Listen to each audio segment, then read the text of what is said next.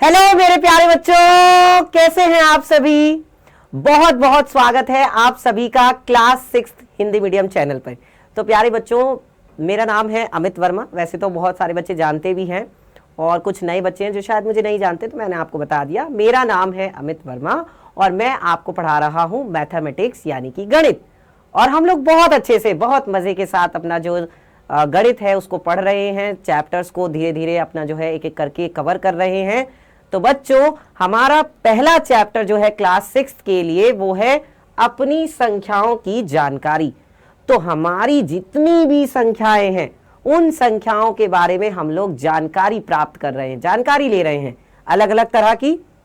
और आज की क्लास में हम लोग किसके बारे में बात करने वाले हैं, बात करें तो बच्चों, अभी देखो जितने बच्चे इस हमारे चैनल को सब्सक्राइब कर चुके हैं बहुत अच्छी बात है, और कुछ बच्चे नए हैं तो शायद उन्होंने हमारा चैनल जो है क्लास 6 हिंदी मीडियम इसको सब्सक्राइब ना किया हो। तो आप क्या कर लीजिए, जो सब्सक्राइब वाला बटन है वो दबा दीजिए और जो घंटी वाला बटन है वो भी दबा दीजिए, ताकि जैसे ही क्लास आए आपको नोटिफिकेशन तुरंत मिल जाए। ठीक है। और बच्चों, अगर आपको क्लास में मजा आए, क्लास अच्छी लगे तो लाइक जरूर करना क्लास को। ठीक है। चलिए तो आगे बढ़ते हैं बच्चों और बात करते हैं कि भाई आज की क्लास में हम लोग क्या सीखने वाले हैं। क्या सीखने वाले हैं आज की क्लास में, इसकी तरह सोच रहे हो कि नहीं, आज की क्लास में हम क्या सीखने वाले हैं भाई। तो आज की क्लास में बच्चों हम सीखने वाले हैं इकाई रूपांतरण के बारे में। किसके बारे में? इकाई रूपांतरण के बारे में, या जिसको हम क्या भी कहते हैं बच्चों, या जिसको हम मात्रक रूपांतरण भी कह सकते हैं। अच्छा, एक बात बताओ बच्चों, इससे पिछली क्लास में हमने किसके बारे में पढ़ा था, बताइए। इससे पिछली क्लास में हमने किसके बारे में पढ़ा था? तो बेटा, इससे जो पिछली क्लास थी उसमें हमने मात्रकों के बारे में पढ़ा था, इकाइयों के बारे में पढ़ा था। और आज की क्लास में हम इकाई रूपांतरण के बारे में पढ़ने वाले हैं, यानी कि मात्रक रूपांतरण के बारे में पढ़ने वाले हैं। मजा आने वाला है आज की क्लास में भी। चलो तो शुरू करते हैं बच्चों। सबसे पहले हम उस होमवर्क को डिस्कस कर लेते हैं जो मैंने आपको पिछली क्लास में दिया था।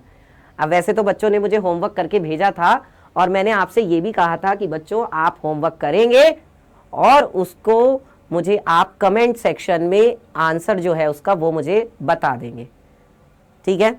तो कुछ बच्चों ने मुझे भेजा था होमवर्क, मुझे बहुत अच्छा लगा। अब जो बाकी बच्चे हैं वो भी देख लीजिए कि इस होमवर्क को आपको करना कैसे था। बहुत आसान था। इसमें क्या कहा गया था? बस के द्वारा तय की गई कुल दूरी ज्ञात कीजिए।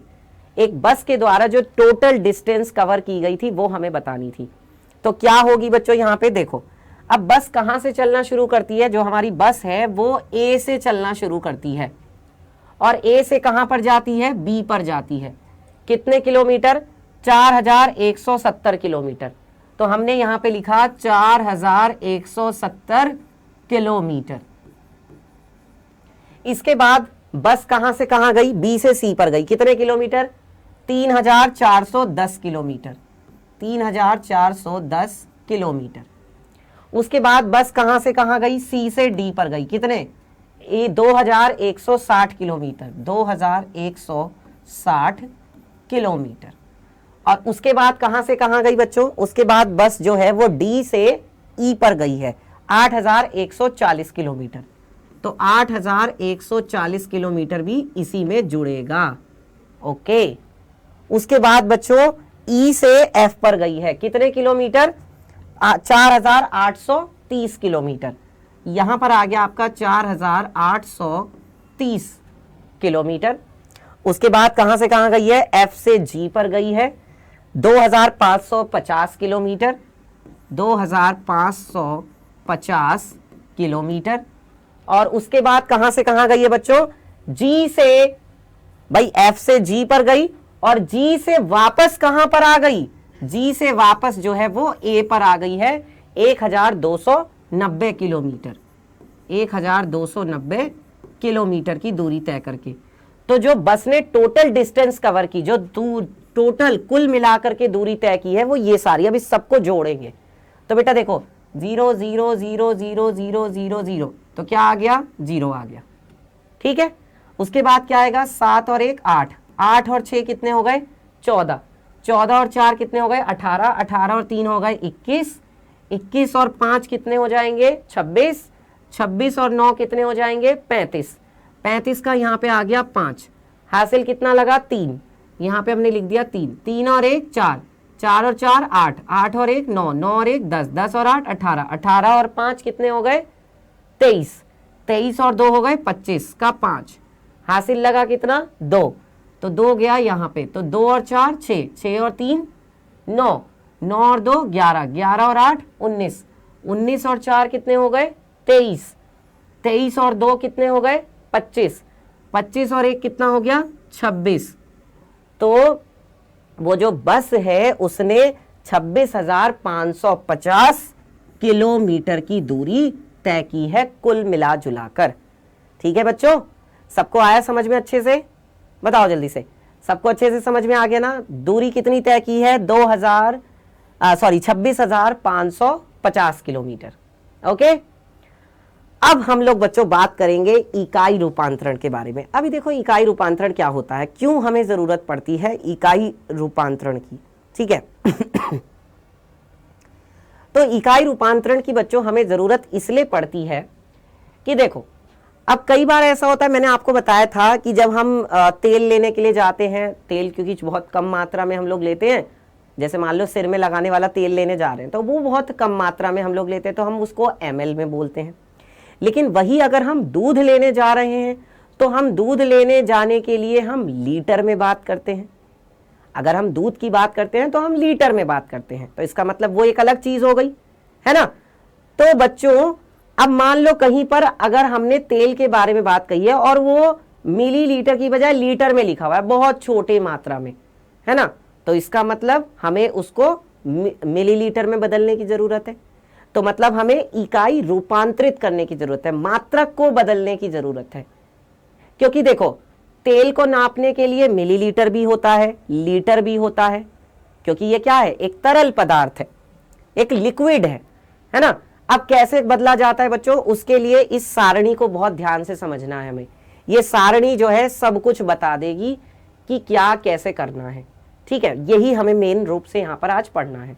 तो देखो बेटा, सबसे पहले बात करते हैं किलो की। किसकी बात करते हैं? सबसे पहले किलो की बात करते हैं। तो किलो में क्या है बच्चों, अगर मुझे किलो से, जैसे मान लो मैं बात कर रहा हूं किलोमीटर की। अब किलोमीटर सॉरी, किलोमीटर किसके लिए होता है? लंबाई के लिए, यानी दूरी के लिए होता है। अब अगर मान लो मुझे किलोमीटर से हेक्टोमीटर में बदलना है, किस में बदलना है? हेक्टोमीटर में।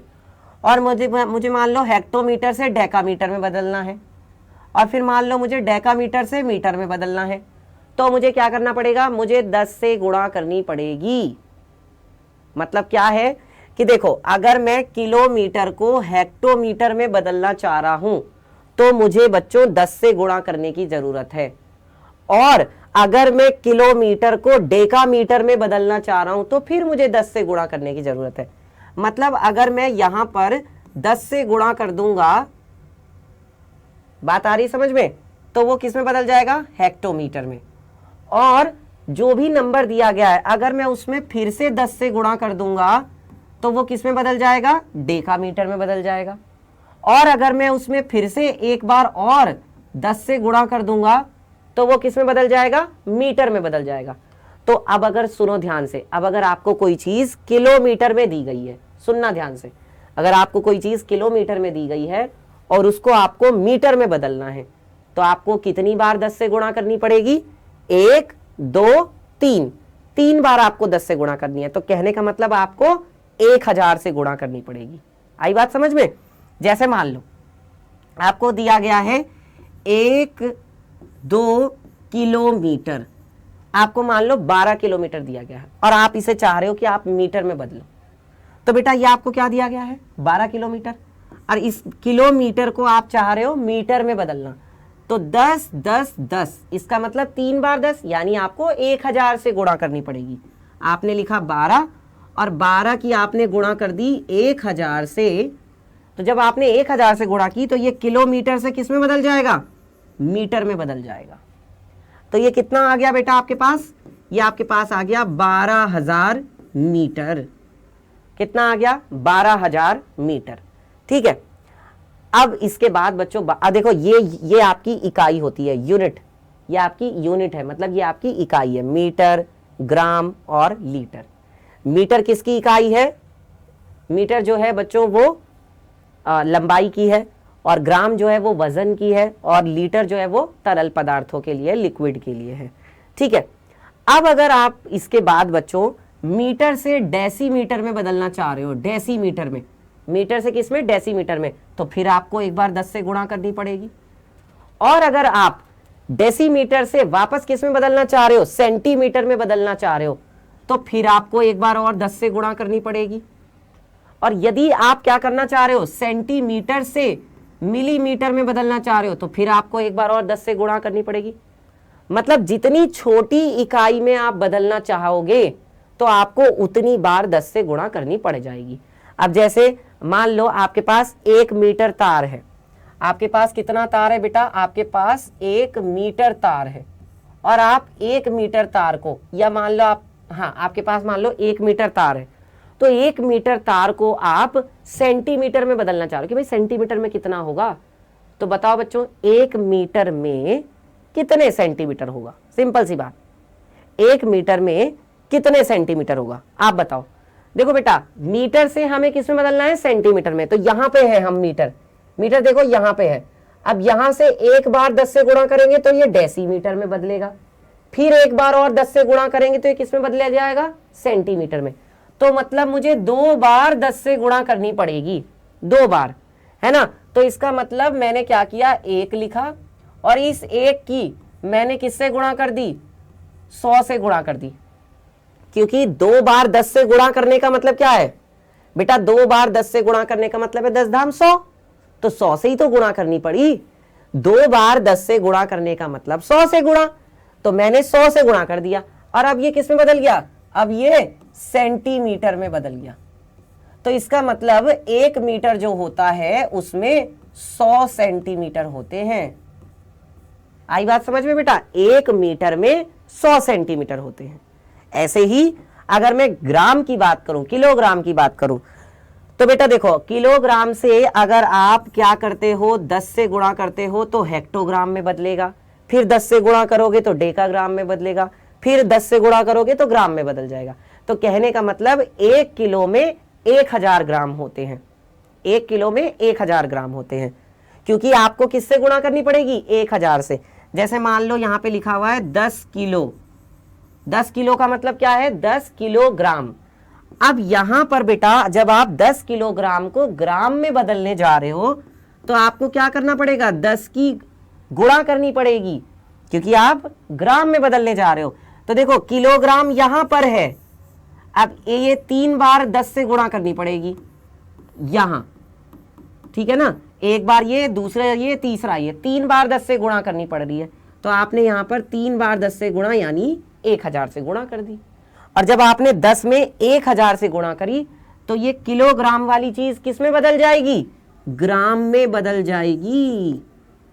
ठीक है, तो ये आपके पास कितना आ गया? 10,000, 10,000 ग्राम, 10,000 ग्राम हो गया।